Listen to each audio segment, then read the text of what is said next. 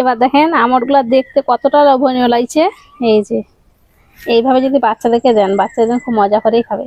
দেখতে মানে কাঁচের মতন চকচক করছে।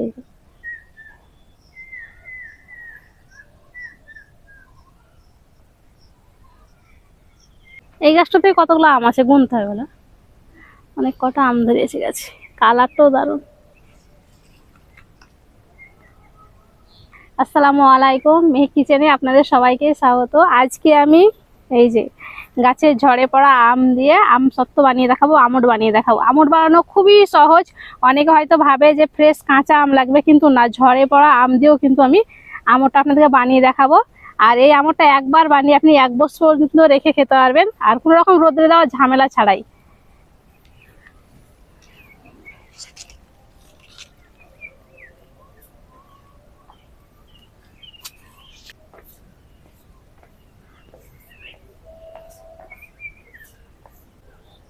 আমড় বানানোর জন্য এইখানে আমি কাঁচা আম নিয়েছি 1 কিলো পরিমাণ। তো এই আমগুলা কিন্তু আমাদের বাড়ির গাছের।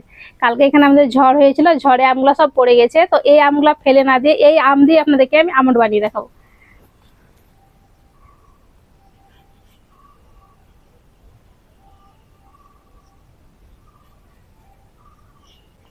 প্রথমে সব আমগুলাকে ভালো করে ছিলে পরিষ্কার করে নিতে হবে।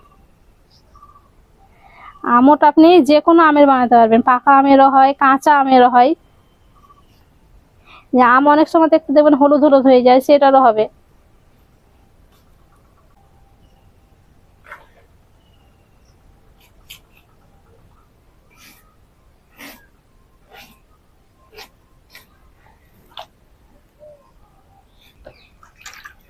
সব আমগুলা কেটে রেডি করে নিয়েছি।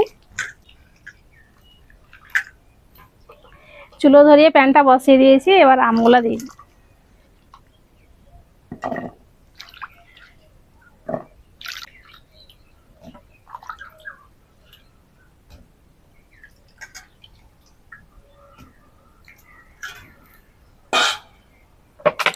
সামান্য একটু পানি দিয়ে দিচ্ছি, শুধু আমটা সেদ্ধ করার মতন।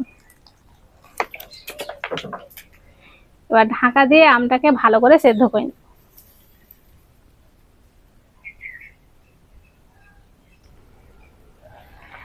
এবার দেখেন ফুটতে শুরু করেছে। এবার দিয়ে দিচ্ছি 1 টুকরো দারচিনি আর 4টে কালো মরিচ, মানে গোলমরিচ।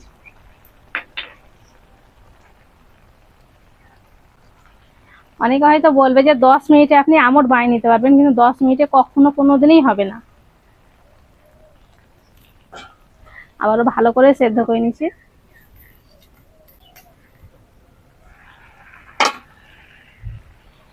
এবার দেখেন আমটা ভালো মতন সেদ্ধ হয়ে গেছে। এই যে অতিরিক্ত পানিও নেই। যে দারচিনি আর এই গোলমরিচটা দিয়েছি সেগুলো উঠিয়ে নিতে হবে। এখানে আমি একটা ছাকনা নিয়েছি, ছাকনাতে ছেঁকে নিয়েছি। আম এর যে আঁটি থাকে বা শাঁস থাকে সেটা বের হয়ে যাবে।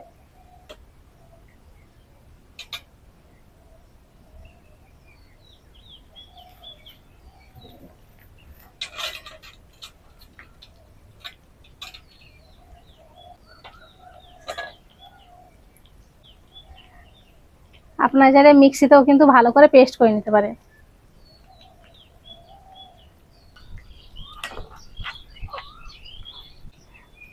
আমটাকে আমি ভালো করে ছেঁকে নিয়েছি, আর এই যে মোটা শাঁসগুলো আছে আছে এগুলো ফেলে।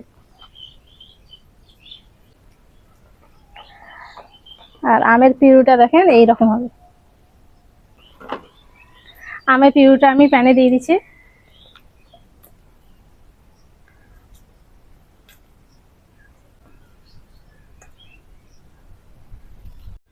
এবার আমি মিষ্টির জন্য দিয়ে দেবো চিনি, তবে চিনিটা আপনার চাইলে কম বেশি করে নিতে পারেন। এখানে আমি 1 কাপ দিয়ে দিলাম। দিয়ে দিচ্ছি বিট লবণ, অল্প একটু হলুদ, আর সামান্য একটু দিয়ে দিচ্ছি লঙ্কার গুঁড়ো। এটাতে ঝাল হবে না, একটু কালারটা ভালো হবে।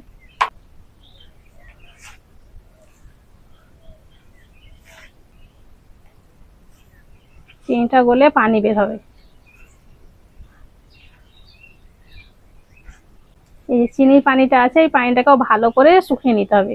আর আমি কিভাবে করছি তাই বলছি, ভিডিওটা প্রথম থেকে শেষ পর্যন্ত দেখেন, তাহলে বুঝতে পারবে। অনবরত জাল করে এটাকে পুরোপুরি একদম ঘন করে নিতে হবে।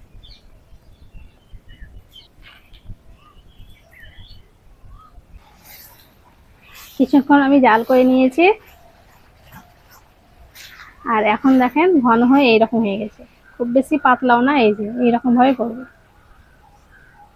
আর আম সেদ্ধ করার সময় খুব বেশি পানি দেয়নি, মানে পিউরিটা একদম পাতলা ছিল না, তার জন্য খুব তাড়াতাড়ি হয়ে গেছে। তার জন্যই বলছি আম সেদ্ধ করার সময় অল্প একটু পানি দিয়ে সেদ্ধ করে নিন, মানে যতটা দরকার, তাহলে এরকম তাড়াতাড়ি হয়ে যাবে।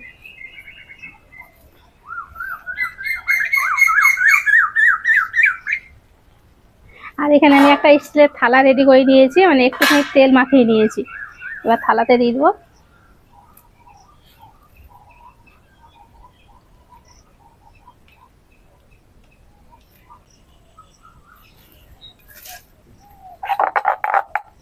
ভালো করে এইভাবে ছড়িয়ে নিতে।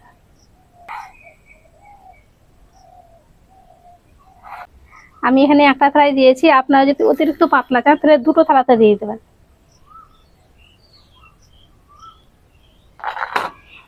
এবার এই আমটা থালাটাকে সারা রাত আমি ফ্যানের বাতাসে রেখে দেবো।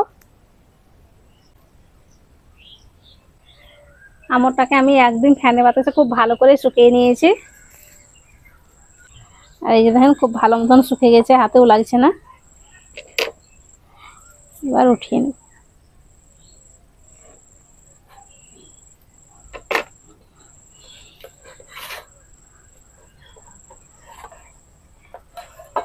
এই যে দেখেন কত সুন্দরভাবে উঠে গেল, কতটা স্বচ্ছ হয়েছে একদম।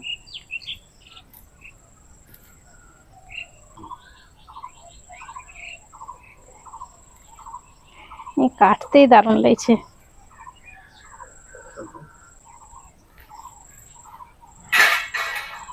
এটা উঠিয়ে দেখাচ্ছি।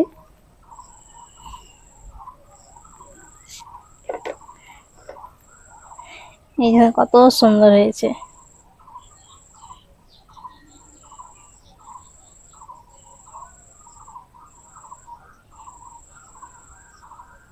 কতটা স্টিকি হয়েছে দেখেন, যখন টানছি তবু ছিঁড়ছে না। এই যে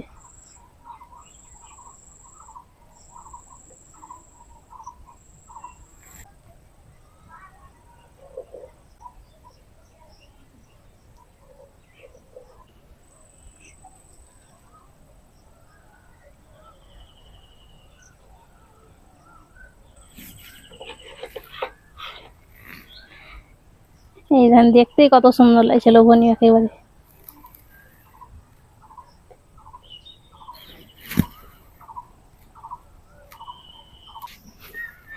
এবার দেখেন আমড়গুলো দেখতে কতটা লোভনীয় লাগছে।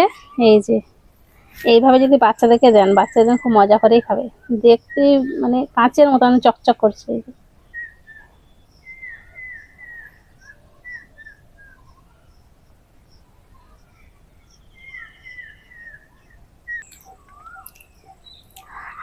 আমড়টাতে খেতে দারুণ হয়েছে।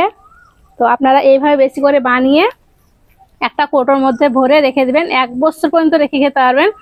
আর যদি বেশি দিন সংরক্ষণ করতে চান তাহলে পরে রোদে ভালো করে শুকিয়ে নেবেন, তারপরে কিন্তু বাইরে রাখা যাবে না, ফ্রিজে রাখবেন, তাহলে পরে আপনি 1 বছর পর্যন্ত খেতে পারবেন। তাহলে দেখলেন তো আমড় বানানো কত সহজ, খুব সহজে আপনারাও বানিয়ে নিতে পারবেন। আশা করছি আজকের রেসিপি আপনাদের অনেক ভালো লেগেছে। ভালো লেগে থাকলে প্লিজ লাইক কমেন্ট শেয়ার করবেন, আর আমার চ্যানেলটি অবশ্যই সাবস্ক্রাইব করবেন। সবাই ভালো থাকবেন, সুস্থ থাকবেন, ধন্যবাদ।